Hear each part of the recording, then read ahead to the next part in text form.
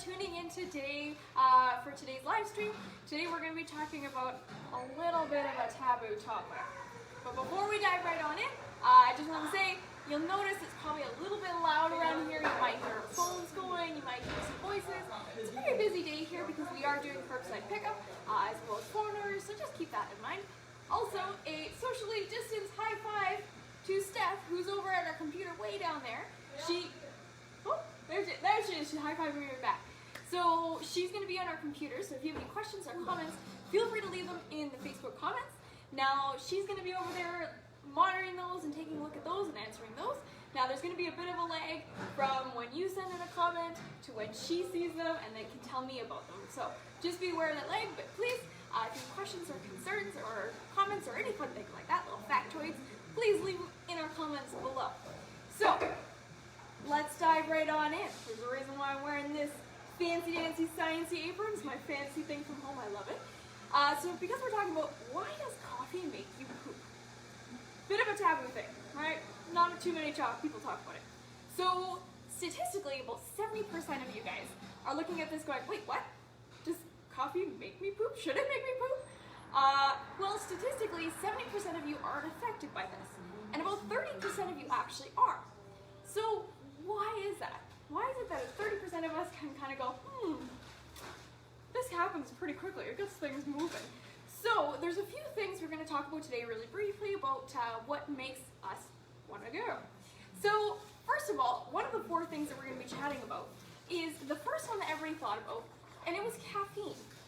So caffeine was the first thing that people went, it must be the caffeine that's really making things happen and things go.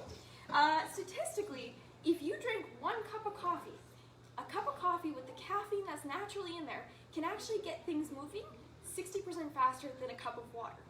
So if you really want to get things going in the morning and you're affected by this, recommend a cup of coffee followed by a cup of water because hydration. So what is about caffeine? What is caffeine? Caffeine is actually a naturally occurring stimulant.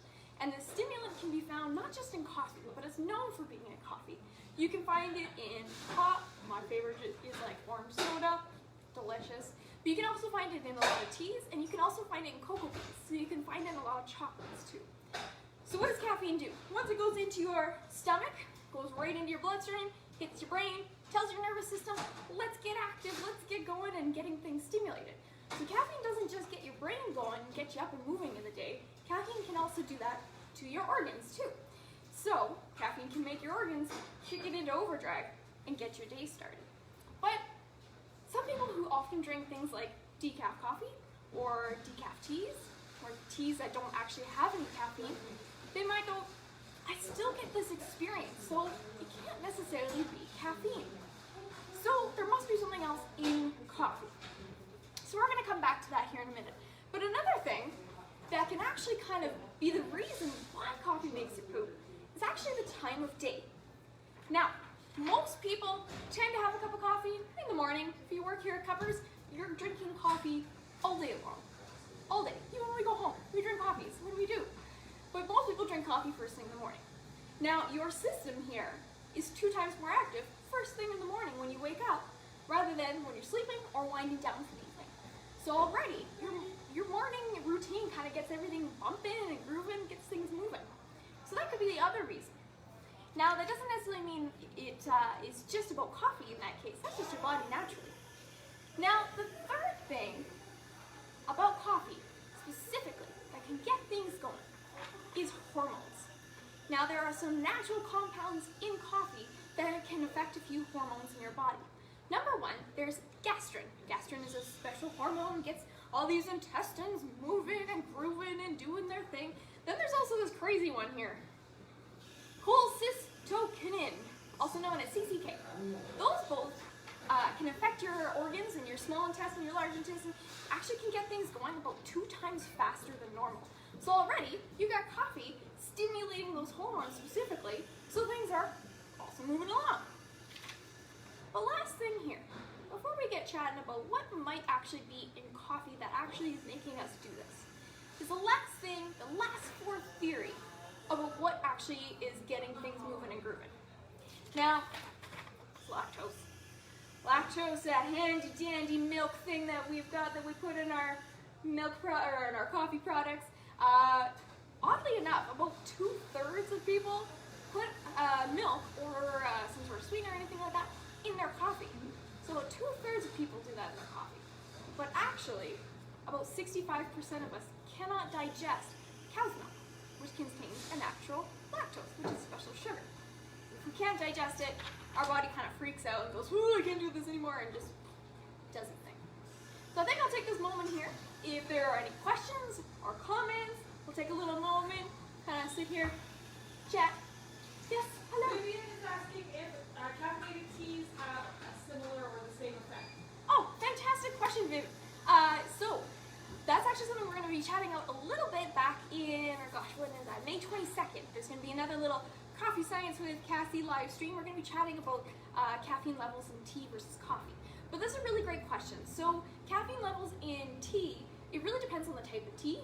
Black teas, say chai tea or English breakfast tea, they typically have similar caffeine levels to coffee, but they're a little bit different. Other teas like green tea still has a moderate amount of caffeine, and then herbal teas and decaf teas aren't going to have that caffeine. So especially black teas can have similar effect on your system that a cup of coffee does. Hope that answers your question. Any more questions we got hitting the Facebook page? No, but we have lots of people watching. They're all very excited. Oh, fantastic. I can see everybody's like, hello. I wish I could say hello to all of you. Hello, hello, hello, hello. I hope you can hear me okay. I know it's kind of a big place, and I got a little voice. So I got to project a little bit louder, so I'm sorry. I'll be nice and loud here. So the last thing about, what is it about coffee that can actually get you going? Well, there's a few things about that. There's some theories behind it, that there's so many fantastic good things in coffee. Not just energy and amazing taste, but there's actually some amazing compounds in coffee that kind of tell your stomach that I'm eating a delicious, wholesome meal. And for that reason, I'm gonna get things going because I need to make room for more of this stuff coming in. So, we know it's not just bananas that give you potassium, it's also coffee. So there are 3 big benefits about drinking coffee that kind of trick your body into thinking that you are having a big, wholesome, happy meal. Riboflavin, your good old B2 vitamin. There's actually in 1 cup of coffee, 11% of your daily B2 requirement level. So having a couple coffees a day, you are set. You're doing really well. There's also good old vitamin B5 that contains about 6% of your daily recommended intake, and 3% of your daily potassium. So have a banana, have a cup of coffee, and your body thinks, oh, I'm having the most amazing meal ever. I'm just gonna get things going. So other than that, we really don't know. We really don't know what it is about coffee that gets things going. Scientists are looking at some specific compounds in there. Some of them have some crazy names. I have to write them down because I couldn't remember. N-alkanoyl 5-hydroxytypamides. So some fancy name things that are known to be in coffee but not in tea, that just make our body think it's time to get going and get this whole system going. So for the 30% of people who find that drinking a cup of coffee is the way to start your day, you'll find that some people can actually do that within 4 minutes. It is a super fast process, but most people, it takes about an hour. So if you need another reason to drink your cup of joe in the morning, not that you don't because coffee's already so amazing, it's a great way to kind of keep your body regular and to do really great things because it's got some amazing benefits.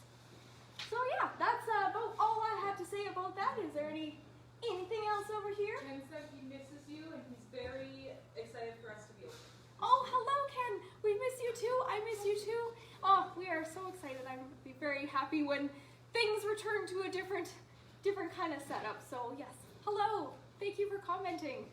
Okay, so that is pretty much it for me today, but the last thing I want to say, other than thank you so much for tuning in and looking at our live streams, next week, starting on Monday, it is actually Nurses Week.